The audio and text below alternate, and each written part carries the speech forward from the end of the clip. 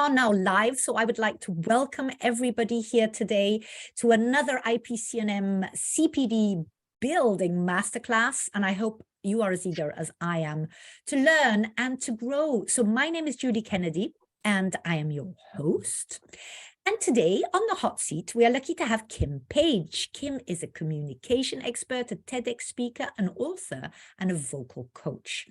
Kim has a fantastic method. I love the name of it. It's the right kind of loud. I think that is particularly well found.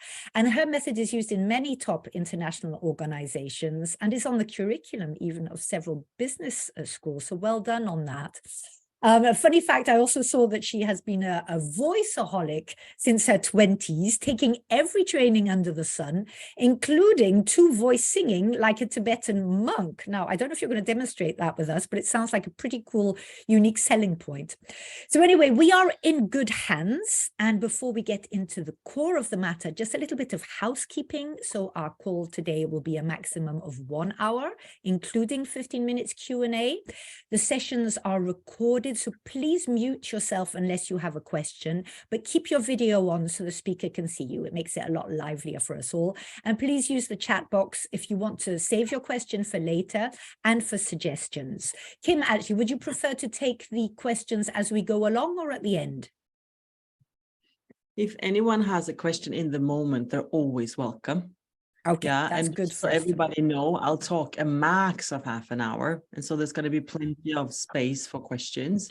But if you have something you're curious about in the moment, please just unmute yourself and stop me. We are here together and I'm here for us. I'm particularly interested in what you're curious about. Perfect. That's more interesting to me than my topic, because I know my topic, but I don't know what you're curious about. So that's much more interesting. And that brings us to our theme today, which is your voice, your power. Now, this is way up my alley, so I have been very much looking forward to this. So sharpen your pencils, grab your CPD pad, and over to you, Kim. You should be able to share now, whatever it is you want to share. And welcome to everyone here today. Hello, everybody. In a way, I don't want to use my slides. I want you to look at me. But can you now see the slide? Your voice, your power. Yes. Yes. Beautiful. So ladies, it's only ladies so far that I can see. As I'm sure you know, on Zoom, it's so cool that there are these two stripes next to the video strip, and you can stretch it so that the videos become bigger and the slides become smaller. So if you want to see more of us and less of the slides, you can adjust yourselves. Isn't that nice? Yay, and here comes Monica, which is wonderful, fantastic.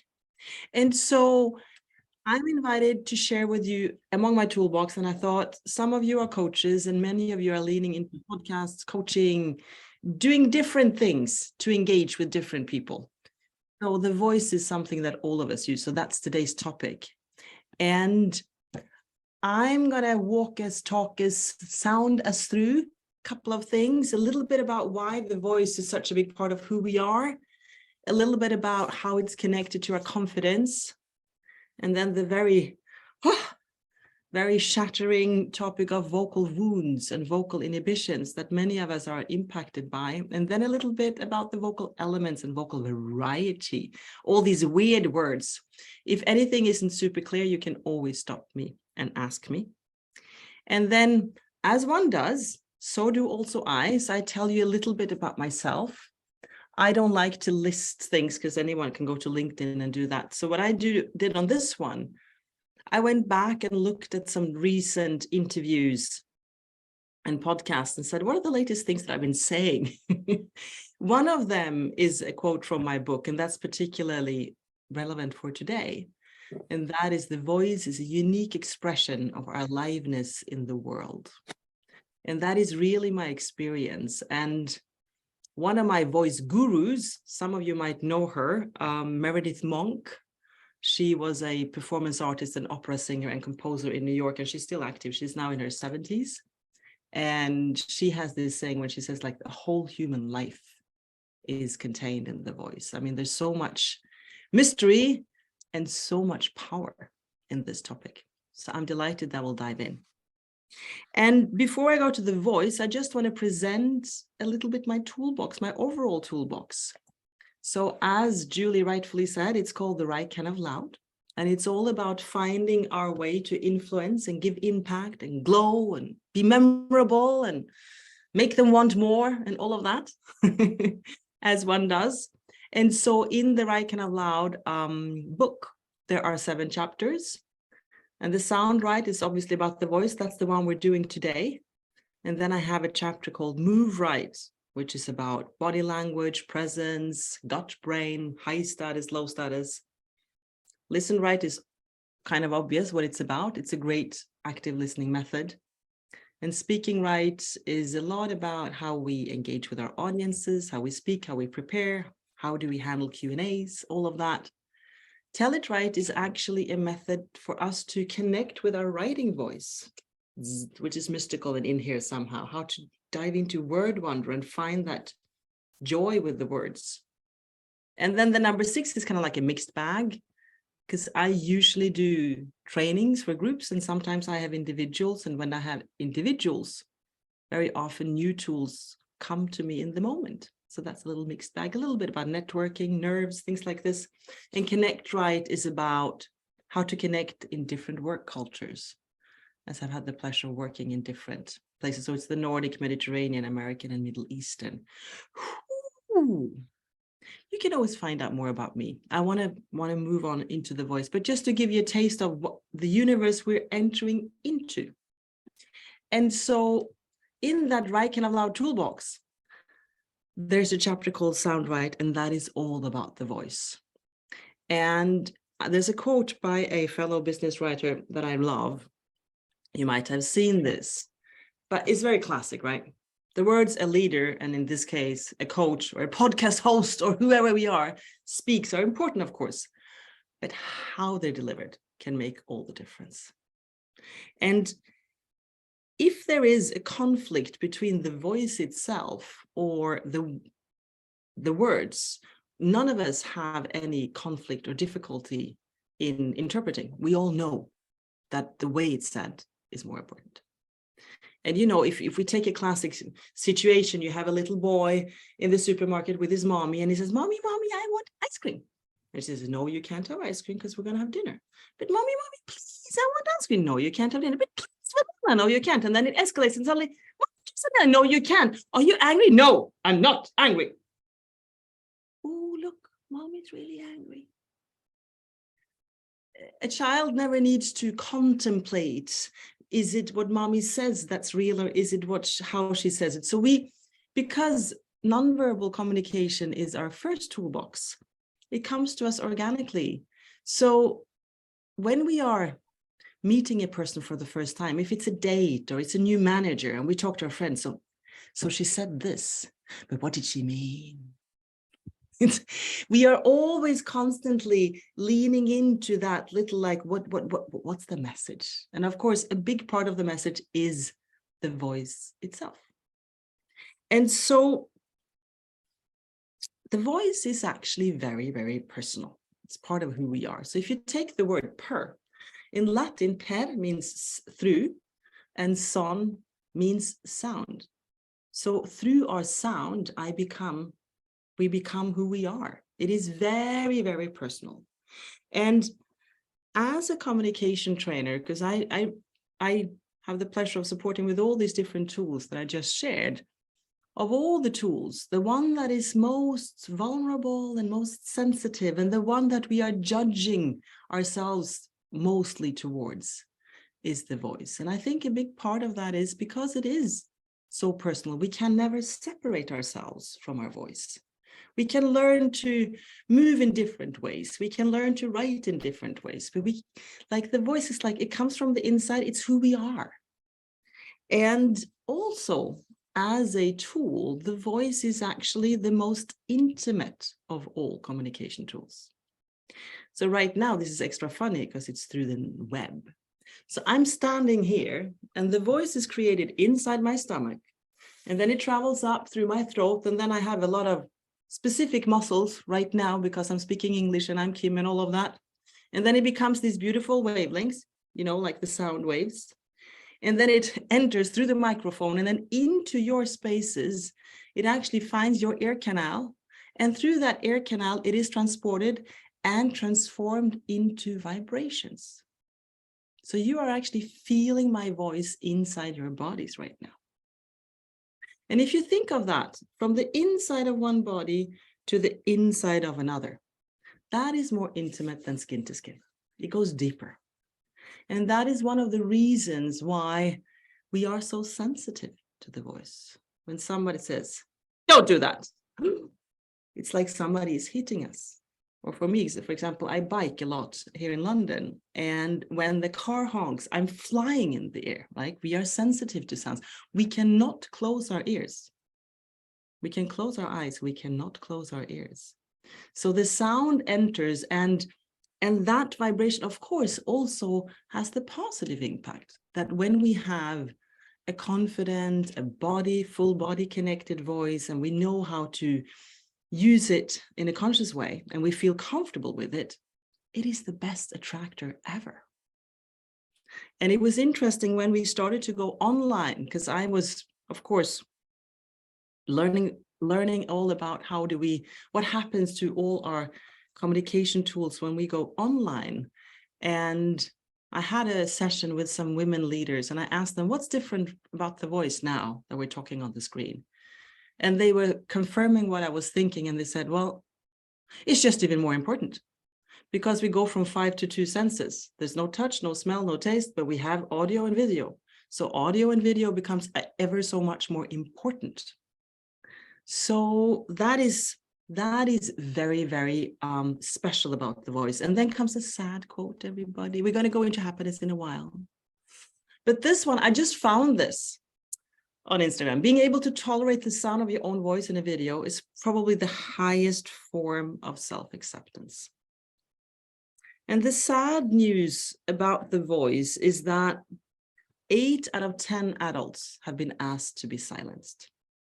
And I have that quote from a voice coach colleague, Tanya de Young, who's in Australia, and she did a TED talk, which was amazing.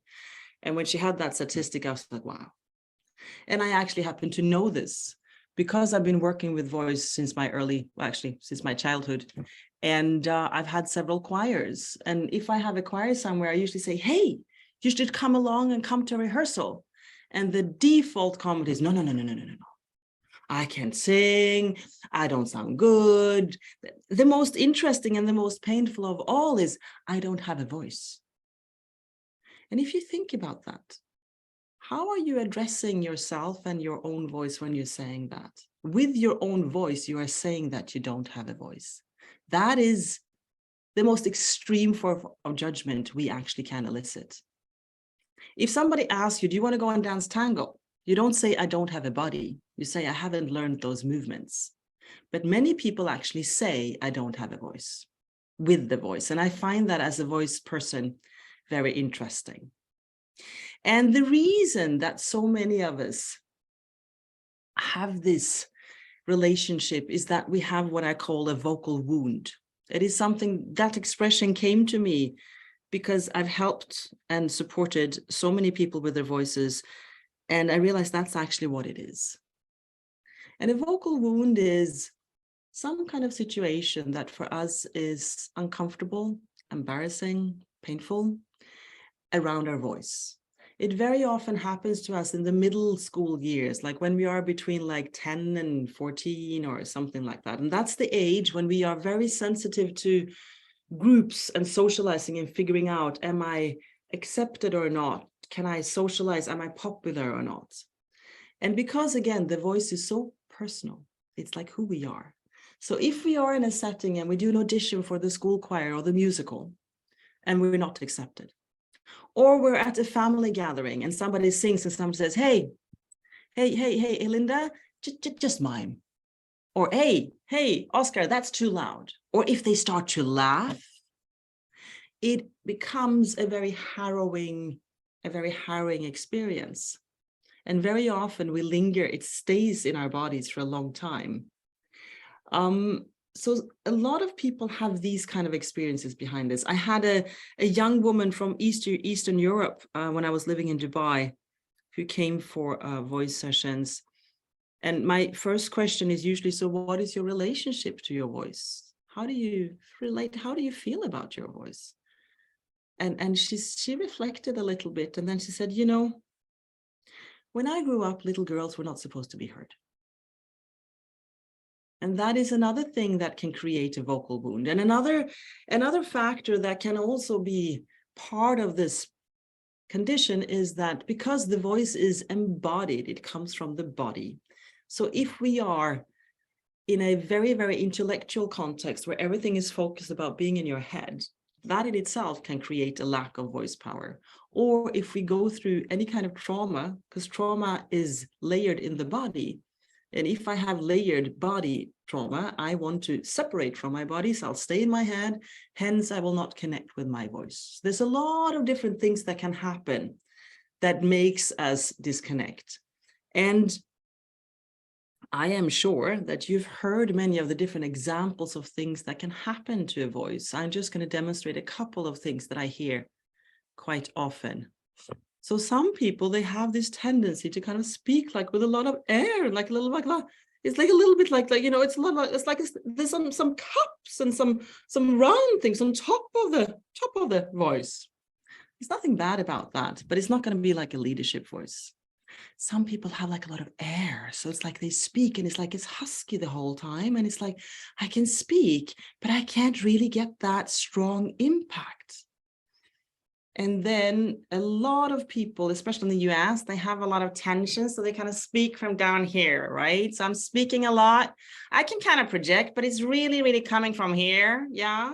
So right now, the whole center of my voice is here. And that's not a very comfortable voice to listen to. And of course, then we have the people, they don't move. They just don't articulate. They keep talking, but it's all like nothing is moving. It's just not happening. And they're just talking like this. That is also not a very communicative way. So different things can happen. And then the cool thing is there's a lot of stuff that we can do. Yeah. And actually, it's not very hard to do some stuff. It's quite easy, actually. Very often, the only thing that's missing is a benevolent situation and some good instructions. And I'm going to jump a little back and forth. The cool thing also about using our voice is that, you know, we have the right and the left brain hemisphere. The left is the analytical, linear one. The right is the creativity, holistic one. And we are usually overusing our left brain hemisphere in our daily lives because we have a lot of heady tasks. And the cool thing is actually that when we sing, we are recharging the focus in our left hemisphere, just like a battery. So it's one of the best things we can do to stay focused and sharp, which is amazing. And another thing that's beautiful, it actually gives us endorphins and makes us happy. So I don't know if any of you beautiful people here among us today have sang in some choirs or singing groups or anything like that, or just sang along your favorite artists in the car or alone or whatever. Actually, it makes us, literally, it is like an endorphin. And singing has the same impact on longevity as quitting smoking. Literally, it's a medical fact that it's a healing. And we also lose some weight, by the way. We burn some calories, which is not bad for a lot of us. And I've done some research around this then again, because I've been having different choirs. And actually, one of the beautiful impacts, if you have a group of people and we sing together, after a while, our heart starts beating in the same rhythm.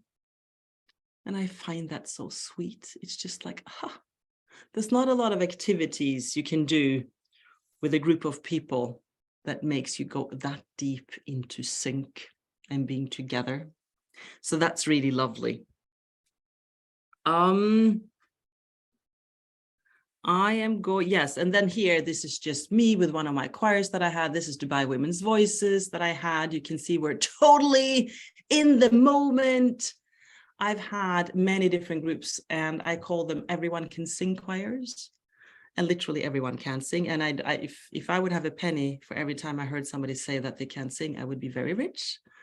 And I've had singing groups all over the world, and I've had the most extreme conditions. And as far as I'm concerned, there's not a person that can sing. And by the way, the word tone deaf doesn't exist. It's like a construction, just like, you know, being hysteric is a construction. Hystera in Greek means womb. So then a woman would be hysteric because she would have a womb. So it's all not really real.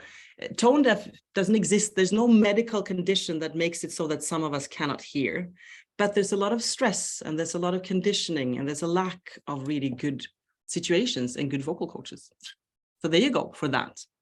I would like to just show you a little bit an overview of what are the different vocal elements then that we can train.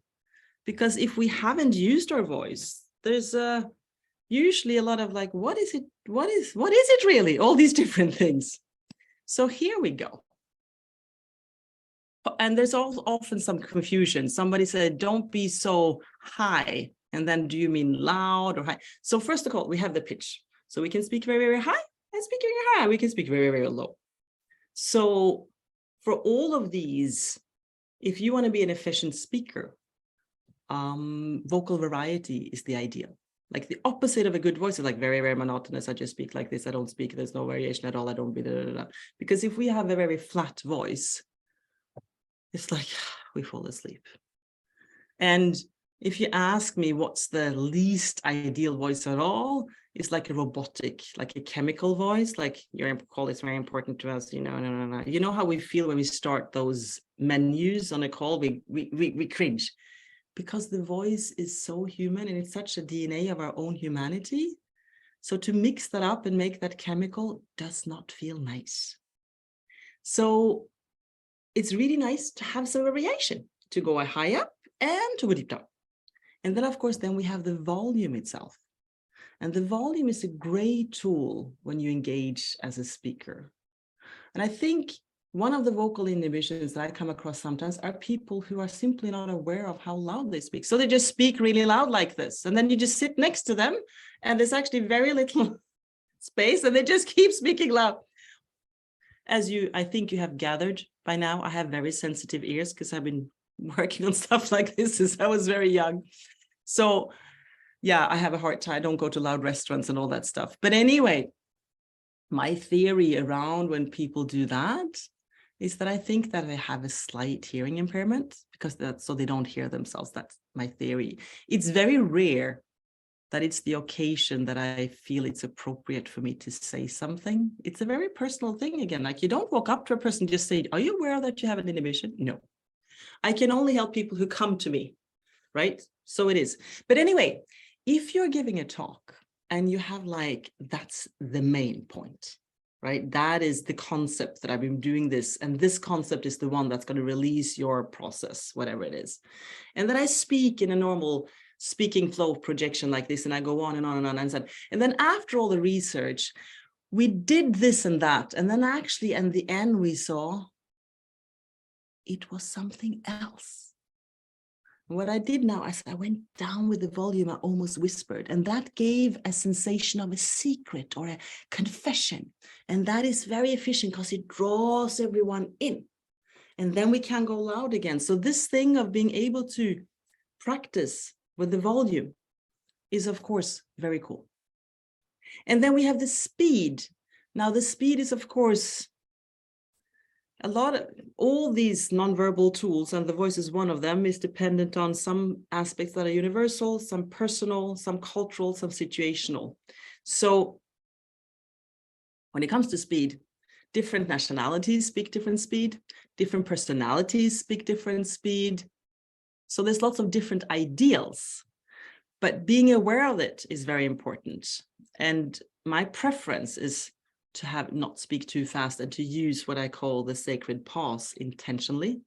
But I mean, I used to live in Spain. Huh? They are machine guns. They don't breathe. Like it's da, da, da, da, da. I was like, okay, that's what we're doing here. So, but it's also one of the things we can use. And then we have something called resonance for those of you who have studied voice. And when I'm speaking right now, maybe you haven't thought about it, but one of the qualities that makes it possible for me to have a good vocal variety is that my jaw is very flexible and I have a lot of space inside my mouth, actually. So if you want to have taste of a jaw opening, everywhere, if you take 2 fingers and you put it between your teeth, and then you take 1, and then you take like 1.5, that opening, to hit that opening in between, is actually really good. Because inside the mouth, that is where the overtones are created. And the overtones, I could talk about that too. If you're interested, ask me. If not, I'm not. I don't want to be too technical. But that is where the resonance or the sound is created. So for example, if I speak like this and I have a very flat, like right now I have no space inside my mouth, it's like the sound itself doesn't get resonance. So that is a big part of. And then we have some people, they kind of project the sound through the nose, they kind of nasal, like nyeh, nyeh. So what we're looking for, of course, is a round, warm sound. And then I already demonstrated, of course, articulation is super important. And for the articulation to become alive, it's a lot about having loose muscles here, you know, like being, that is a big part of being a good voice communicator or communicating with the voice. And then what I also practice when I have groups and individuals is the expression itself. The ability to have a feeling and bring that into the voice, because the voice itself is a messenger. And the voice is so efficient and so beautiful and so strong. Like there's no instruments on the planet that can transmit human emotion like the voice, like because it comes from inside of us. And so that capacity to convey and to connect with and feeling while you're speaking is super efficient when you want to persuade and influence others. So, what can we do? First thing, step out of judgment. Yeah, I was talking before about how this is, of all the communication tool, the one that is mostly judged. So be kind to your voice. Your voice can, first of all, your voice can do much more than you think. And your voice has its own little life, and your voice deserves space and playgrounds. And if we have this big hammer saying, you know, it's not going to be like that. Very often when I start out with voice sessions, and I will do all kinds of strange sounds, of course, I will do a strange sound, and then I ask the person to repeat, and the person would repeat, and then I would say, oh, that wasn't good. And if I then ask, so, okay, what would you like it to sound like? I don't know, but it wasn't good. Like this, and again, I've explained a little bit of why it's often so. So please, if you do anything with your voice, be kind to your voice. It deserves your kindness, and it deserves a playground. And then sing in the car, if you are driving, sing in the shower, sing with your friends, as much experiment as you can. The voice is a muscle. It needs to be used. And if you are shy, just do it when you're alone. That's fine. And actually, I remember I was living in Dubai when WhatsApp started. And I had many voice clients, and I noticed that many of them started to get a better relationship to listening to themselves when the WhatsApp started, because they would listen to the WhatsApp messages they had sent. So, and that is actually the medicine to befriend your voice, is actually to hear, it's just to be used to it. And the reason most of us, or I would say actually all of us, don't like to hear a sound recorded, unless you're a voice artist or an actress or something like that, is because when I'm speaking right now and I have these two ear canals, the voice is coming from inside the body into the canal and a little bit outside. So it's coming from a different source. When I'm recorded, the sound goes over here and it travels only from the outside and in. So it's just a different entry. And that's why it sounds different. And the only medicine is actually just to get used to it. For me personally, because I have many different languages, I find it particularly peculiar to hear myself and, oh, that's what I sound like in Norwegian. Oh, it's just fun and strange sometimes. But just, you know, that you're not strange if you don't like your voice recorded. Nobody does. Just get used to it. If you can join a choir, that's fantastic. And people will have different ideas of what is a good voice. My idea is, again, a body-connected voice, that it comes from the body, like I've demonstrated a little bit, and that it's dynamic and elastic, that it is not flat. And all those different voice elements showed you different kinds of things we can do to be elastic. And then let me see, I have one little fun slide for you that I saved, and this is about how the voice is elastic, because a lot of us, and now I'm going over time, so I'm saying this and then I'm wrapping up. A a lot of us feel like, this is the way my voice is. This is just the way it is. And we often talk about our voice as if it's a fixed entity. That's my voice and that's what it can do. But actually the voice is super elastic and it can do anything if you expose yourself to weird enough trainings.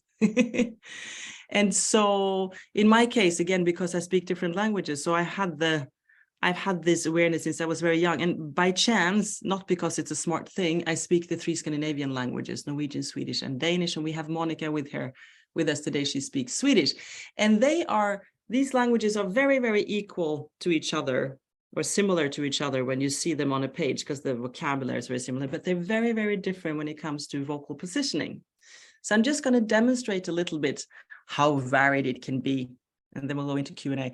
So if I now speak Danish, so Danish is placed all the way down here. So it's actually very guttural. The sound production comes from here. Arabic is even deeper, but Danish is deep. So you're going to hear now when I speak Danish that my tone goes down. Så taler dansk, for eksempel. Jeg får en helt anden slags stemme. Og selvom jeg ikke gør noget specielt, så bliver jeg faktisk meget dybere i stemmen, ikke? Fordi sådan gør man på dansk. So that is a Danish, Kim. You could hear that actually, that was deeper. English is somewhere here. And then when I go to Swedish, which is actually above English, Swedish is placed perfectly in the middle of the whole mouth area. So it's very easy to intonate and hit the right tone in Swedish, and it's very much brighter. Som jag pratar svenska, som förstås Monica förstår här. Det är väldigt trevligt att ha en svenska här. Då blir det ju mycket ljusare. Och du och jag tycker förstås bara det är normalt, men det blir faktiskt mycket ljusare ändå. And then if I then go to Norwegian, which is my first language, Norwegian is placed even further up. It's like right behind the teeth. So if I sit in a train or somewhere, I'm walking around and I hear Norwegian, my first thought is, oh my God, it's so squeaky. And then, of course, when I speak it, I'm inside of it. But when I hear it, for når jeg snakker norsk, så blir det kjempelyst. Og det er veldig mange som sier man kan ikke bli sinna på norsk, vel? Og selvfølgelig kan man bli sinna, men det er faktisk en helt annen sted. Det er en annen måte å snakke på det. So this was just a little mini demonstration of all these different journeys that we all can do, depending on if we're multilingual and all of that. And this is just the quote I had in the beginning. So I thought, because we had a Swedish lady among us, I had to do that little demo. It's kind of fun. I'm going to wrap up my talking now. I hope you have some curiosities for me. If you contact me after our talk, I'm happy to send you the voice chapter from my book. And I also have a monthly masterclass where I coach communication situations, and you're very welcome to join. And as a last power quote to us, and it's kind of fun because we are, so far as I can see, mostly ladies. This is Madeleine Albright, first female Secretary of State. It took me quite a while to develop a voice, and now I have it. I'm not going to let go and stop. And I love that, because when we access our voice as an instrument physically, very often it translates into our confidence when it comes taking the room and actually defending ourselves, drawing boundaries, and speaking up about our real needs as well. So it's a very impactful and beautiful journey. So with that, I'm now stopping to share. And I hope you have some curiosities. Hello, well, first everybody. of all, thank you, because I think I'm not the only one. I'm absolutely spellbound. I mean, who would have thought that something that we all take for granted, our voice, had that many aspects to it, and such power, as you say. And I thought it was also very moving, all that you said about, people, and I might even say often women, feeling that they don't have a voice, and what we can do in order to develop it and to play with it and to make friends with it and get used to it. And a lot of what you said resonated very much with me. When I started doing a podcast, or these, I couldn't bear listening to myself. I was a bit like, oh my gosh, is that what I sound like? But you get used to it, you do. So thank you very much. Now, I do see that Cynthia had put a question there. Do you want me to say it, Cynthia, or do you want to actually say it yourself, as you wish? Do you see I'm reading it, but Cynthia, yeah. I would love to hear your voice, since we're in a voice call. Okay. For a person to be a good speaker, performer, or stage actor, they have to be able to project their voice so that everyone on stage can hear. Do you have any exercises for that? Oh, thank you. Yes. So you're talking about the ability to project all far away. Yeah, absolutely. if you take your hands like this and you put them kind of under your ribs, yeah? And then can you laugh a little bit?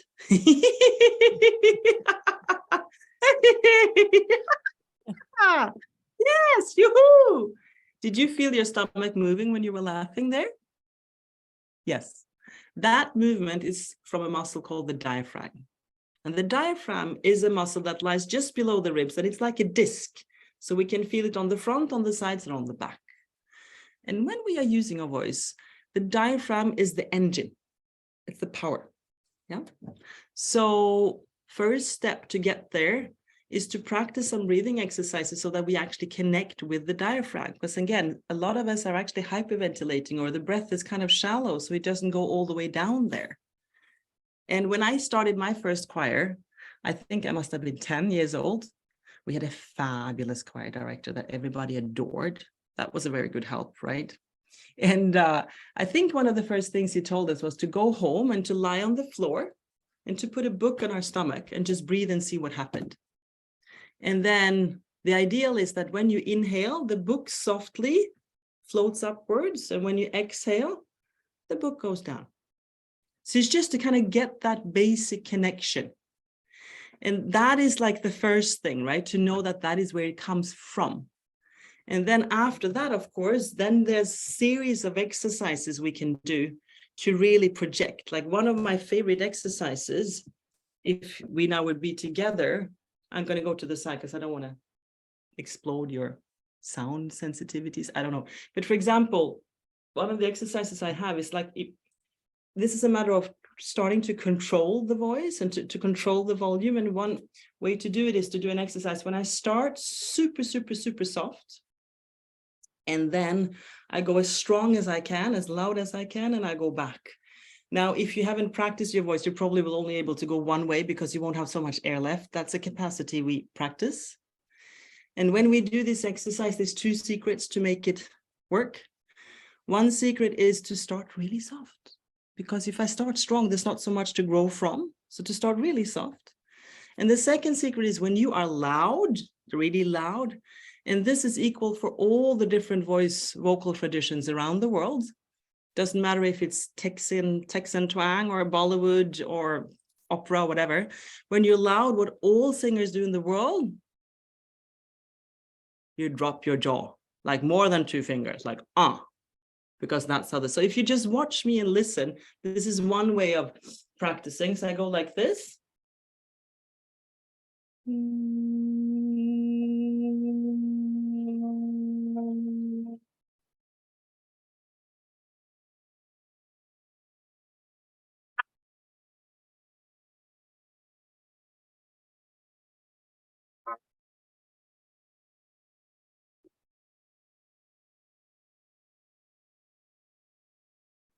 So you could hear the, and then back, right? It's really and weird, no? The sound, the louder you got, the sound went. We heard you right at the beginning, and then it disappeared. We heard nothing, and we saw you go. Yeah, Zoom does that, because I've been in cooking demonstrations where they're using a really loud machine, and so it just cuts out. It blocks it all out. Yeah. Yeah. It was a protection for you. Anyway, it got really loud. Yes, we could tell. There is a way. There is a way you can sort it, Kim. If you go on your screen, and you go down to your microphone settings, and there's a little arrow next to it. If you click on the tiny little arrow next to where it says mute, can you see a tiny arrowhead? Click on that, and you get audio settings. And you want to go into your audio settings, and it allows you to, can you see down the bottom of the page, it says original sound for musicians.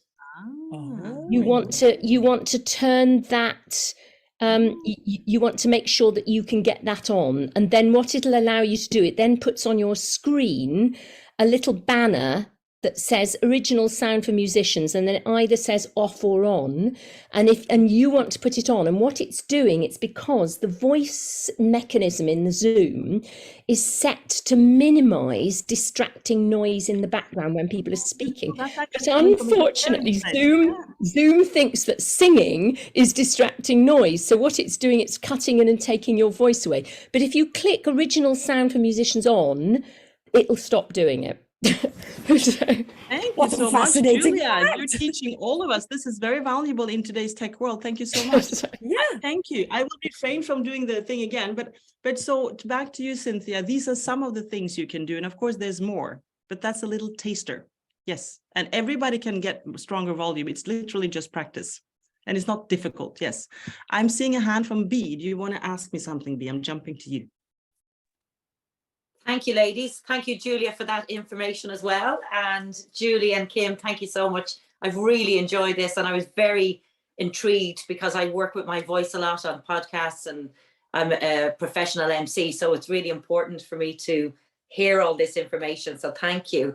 And just two things I wanted to feed back on. I loved when you said, Kim, about singing in the car, and because my ex-husband used to say to me, I hadn't got a note in my head when I'd sing in the car. So a lot of the time I held that back, and I didn't have a voice. So when you talk about things like the vocal wound, and particularly with my clients as well, it's really apparent that our voice, not just vocally, but to be able to emotionally connect to that and speak our truth. And my son now is a singer, and he now could go down the same road when we're in the car, but has said to me, Mom, you can't actually sing, because I do sing, and I know I might not be in tune, but he's like teaching me now to sing a little bit better as we're going in the car. So the generation shift has happened there. So I'm happy with that. But my dad is experiencing vocal issues now because of an illness that he has. And it's really, so it's just kind of reminded me how important our voice is and how important it is to use it. So is there other things like the singing that you just did there that we can practice to keep our voice fluid and keep it? I mean, I love speaking, so I know I'm always active in that way, but is there anything else in particular that we could do, you know, from a personal point of view to build on the voice? That's a beautiful, first of all, congratulations. And I'm so glad that you're using your voice again in the car. That's very heartening. Thank you. Yes. And just a tip about that, also about that thing of singing in and out of tune, which people are so obsessed of. When I do singing groups, I always do songs from around the world, and I use techniques and words and languages they do not know. And the reason is, first of all, because I studied lots of ethnic techniques. But the other reason is, if you sing something that you've heard before, it's inevitable that you're comparing yourself with what it should sound like. But if I sing something to you that you've never heard before, and nor the sound quality nor the words are familiar, it's going to be much easier for you to throw yourself in.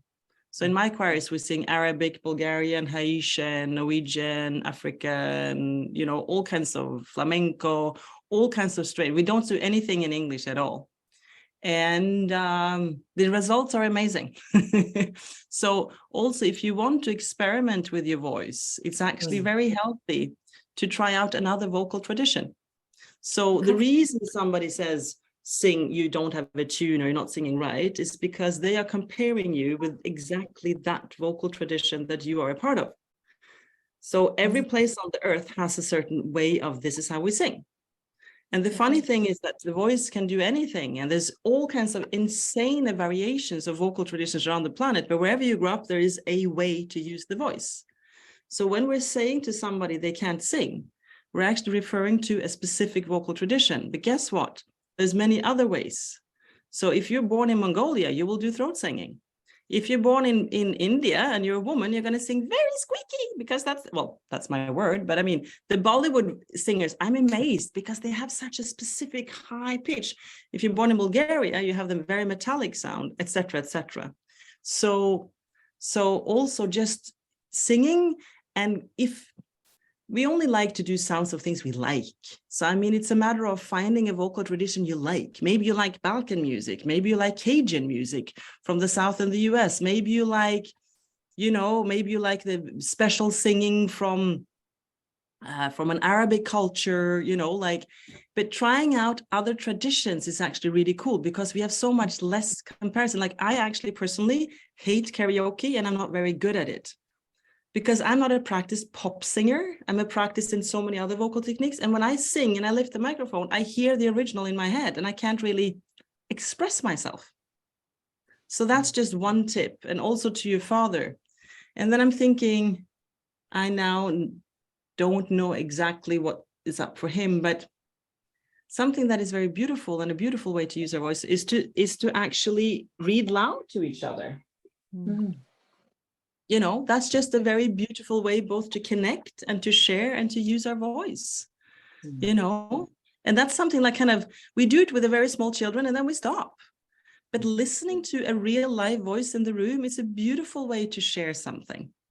So, and then I don't know about your father, but of course, learning a new language is a fantastic medicine for anything, because then you produce new sounds and, you're in a very elastic state in the best case scenario, at least. So I hope some of this could be inspiring for your father. And I mean, when you go into this field of doing something with your voice and any kind of learning, and specifically with voice and languages, it's important that we like something. We need to feel that it's groovy. I always say that when we learn a language, we create a new persona. Like, I have like my English speaking persona, I have my Danish persona. When I'm a Danish Kim, I'm a different Kim than and when Danish Kim was new, I was like, okay, so she likes this poetry, she likes this song, she likes this movie. It's a little bit like having a new doll and we dress them and we give them juicy experiences. And it's very important that we feel hot, we feel amazing. Right? That is the way that we get drawn into doing new weird things, both with the words, like the vocabulary, and with the sounds. So I hope that's brilliant. Oh, thank you so much, Kim. Brilliant. I admire how many languages you can speak. Phenomenal. Thank you. Bless you. I just moved around a lot. Thank you. Yes, fantastic. Monica, my Swedish sister, she has a question for us. Hello. Hey. Hi.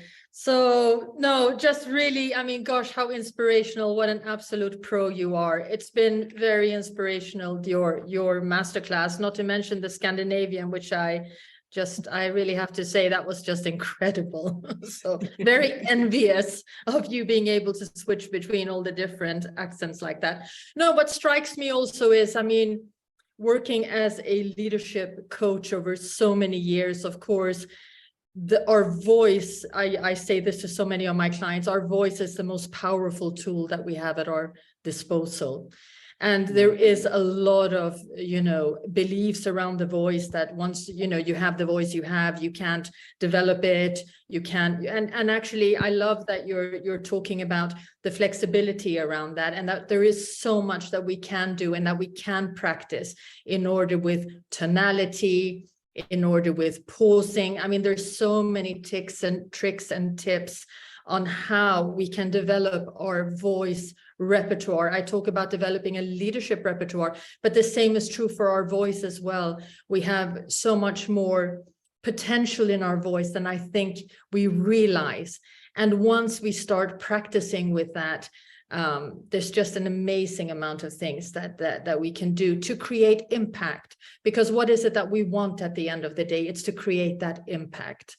And so thank you for that masterclass, because I think that's inspirational and hopefully also motivation for people to be able to continue to develop their voice. And I know there's a lot of women on the call today, but this is not a female issue at all. I coach predominantly men. And even though men will not admit to it, it's a really big coaching topic, this communication topic, right? So thank you. Thank you so much, Monica. Yeah, we are fellows, we are colleagues, we are friends, and we resonate. So I'm very grateful to share this with you. It's fun to share it, and and for those of you who don't know, Monica has an amazing book about coaching, and she has some really good communication chapters in there. So we're definitely on the same wavelength. And as you say, it's such a big deal. And I would actually say to piggyback on the thing with the men often have even worse relationship with their voice because they're not even allowed to kind of be sensitive and to kind of even listen. Like, like it's very, I've had a handful of men come to me and they're sure that there's an inhibition, there's something wrong, like they're just sure. And then having then maybe not been exposed to any laboratory context where they could play around with it. And then I do the whole, like exercise journey and this and that. And I said, so there's nothing wrong. And it's like, oh, and it's literally sometimes that's the case, right? That there's literally, it hasn't been, they haven't experienced a space where it's safe and allowed to do different sounds and to experiment. And then and again, it's so easy to connect negative feelings to our voice. It very often becomes, and for a lot of us also, I didn't mention that about the inhibitions. When we are giving a talk, of course, there's lots of butterflies. So for a lot of us, I can prepare everything, I can look good, I have my slides, I have everything, and then it attacks the voice. Yeah. Because again, it comes from the inside. Yeah. So the cool thing about having that strong voice is like it becomes like your ally. You can trust it, and that's a really cool feeling. Yeah. It is. So thank you for resonating, and thanks for chiming in. Thanks for being here with us, Monica. I love it, love it, love it. Okay, cool. Helen, you have your hand up. What are you thinking or saying? I do. I was just very similar to Monica. I just wanted to say, thank you so much for.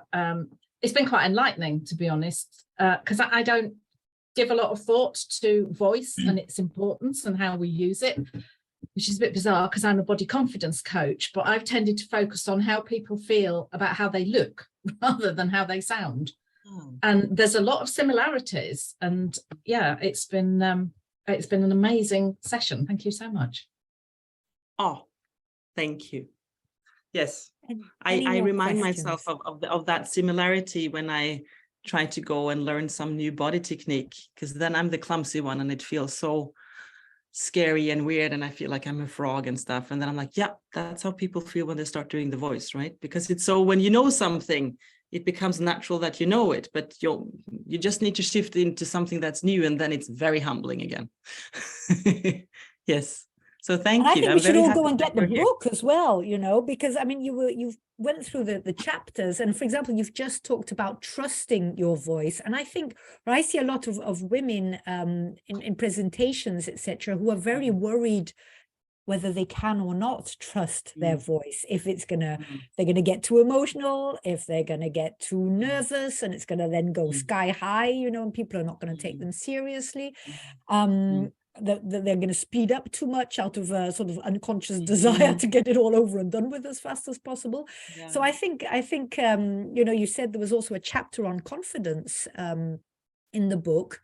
That is also very much part of it, is getting to know our voice and play around with it a bit, so that we make friends with it, so that we do really trust it. Is that something you come across, that women are not trusting their voice?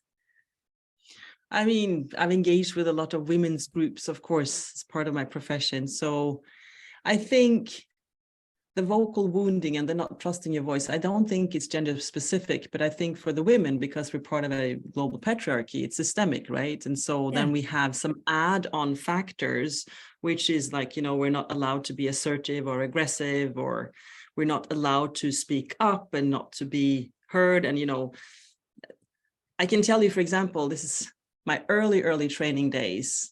I was teaching a group of seniors from a nonprofit, and they were the same kind of constellation every time. So there would be like 10 women and 2 guys, usually, or 9 women and 3 guys, that kind of thing. And then I did a sharing round with a specific question. And then in the beginning, I just noticed there was something wrong, and that really triggered me, but I didn't know what it was. And then suddenly the aha moment came. And the aha is that if you have a group of majority of women and few men, they are going to be absolutely insisting on dominating and taking more airtime. It's like it's a visceral physical thing they can't control, and it just takes over. And when I had realized that, I was prepared. So then in my workshops, that doesn't happen because I'm the boss. But unless you're aware of it and you're prepared, it's going to happen. So there are, again, for women, we are, and very often a woman will share an idea and it's not picked up, and then a man at the table is going to pick it up later. So there's a whole lot to be said around systemic power structures and conditioning and biases and how to navigate when it comes to the voice as a tool, like as a part of our bodies. I don't think there's that much of a difference, but the way we are conditioned and met and allowed to be is very different. I don't know if that's makes sense, like that distinction. Yeah. Yeah. I mean, maybe also it is that women do get emotional faster than men, or express it, are more used to expressing it, and hence are afraid that their voice is going to start breaking or wavering or suddenly pitching up. But so it's good to hear that all of these things are things that we can work on, right? It's not that... yes, absolutely. There is one biological aspect about the voice that is just the way it is. And I mean that in the world of high status and low status, the deeper voice you have, the higher status you have, right? And so by biology, men have deeper voices than women. But having said that, when I do voice sessions for women, I have a whole section about the difference of male and female voice ideal and all of that. So for a man, the way a man speaks, if he doesn't sound a specific way, he sounds horrible. And the variation a male voice is allowed to have is very, very little. It needs to be deep and it needs to be exactly like that. Whereas for women, for a woman to have a good voice, we have a wider variety of what we're allowed to sound like while still having a good voice. Right. However, we are objectified. So when I Googled sexy voices for women, a lot of women came up. When I Googled for men, what came back was male voices that women find sexy. So a man is not objectified because it's something that we find sexy, but a woman doesn't have a voice that a man finds sexy. We either are sexy or not because we are an object. So there's a lot of stuff around that. Again, the conditioning. So we are allowed to do more things. And I mean, I don't think my voice is less authority than a man, but I'm aware of that I'm a woman in a man's world. So yes, I am limited because it's systemic. But I mean, from a voice perspective, I don't feel like I'm less. And then of course you have the fun you brought up for us here. It's really yeah. And then of course you have the fun commercials when like Gillette, the best man. You have all these commercials when the man, they over amplify the masculinity because that is, and I found that always hilarious, right? But what you're doing is you're taking the gender specific aspect of the voice and exaggerating it to make it more attractive. But for me, it's very funny, but they do that in all the commercials, if you notice. Yeah. So it is, true. And that again is because that's I'm just mindful we have 2 minutes left, and Julie, you have your hand up. Do you want to say something or add something to our voice soup of today? Yeah, I just wanted to ask a question about, so like you, I'm a voice coach. I specialize in training singers and in training people for giving presentations. One of the things, when I work one-to-one with people on their speaking voice, one of the things I've come across a lot with women is that you digging back, you find that there's been a message given in childhood about how the voice, about women speaking up. And you alluded to it earlier, but I wondered whether you'd got any thoughts on whether that has affected whether women speak high in their range or low in their range according to the message. I mean, it's a bit of a weird question because how will you know? I mean, I just wondered if you'd had any thoughts on it, because I'm sure you'll have met it as well, Kim, because from what you've said, that, this the messages, the very personal messages some women are given when they're girls about their voice, how they use their voice, and particularly by the men in the family about the appropriateness of that voice. Any? Yeah, no, I love the nuanced question. It's very sort of nuanced. I mean, I referred to before that, sometimes I have women in my hand who've been told to be silenced, or, they're in a culture where, they're not allowed to be powerful. I've had several women in my coaching hands who who come to explore what the communication issue is, when part of the communication issue is that they're very smart and very articulate, and the male leaders are very threatened by them. So it's not them as communicators, it's contextual or it's systemic.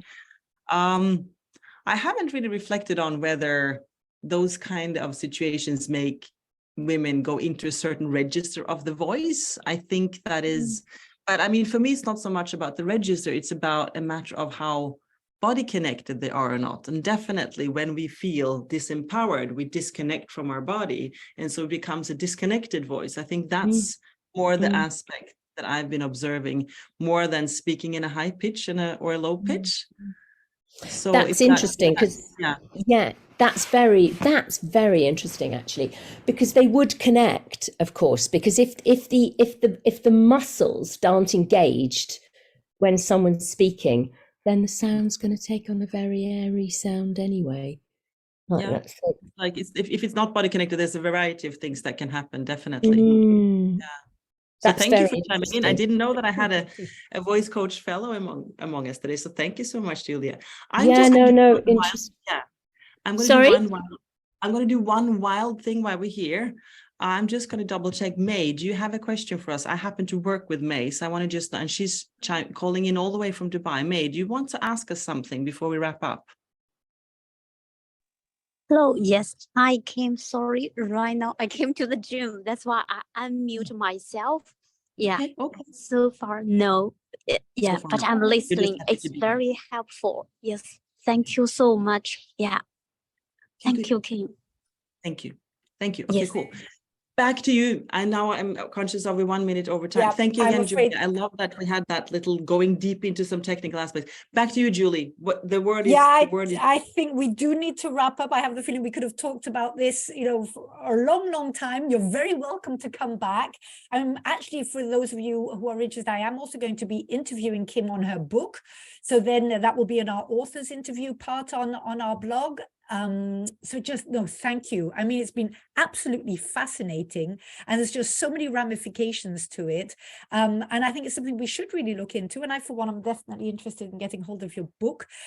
So thank you for sharing all of this with us. And it's then up to us to actually take action on what you've said and become curious maybe about our voices and play with it so that we can increase our power through our voice. Thank you very much. Don't forget to log this in your CPD pads, and looking forward to more. Kim, see you on the interview. All the best to you all. Thank you so much. And stay connected. Find me on LinkedIn or send me an email. I'd love to hear from you. Thank you so much. Let's do that. Bye-bye, everyone. Bye-bye.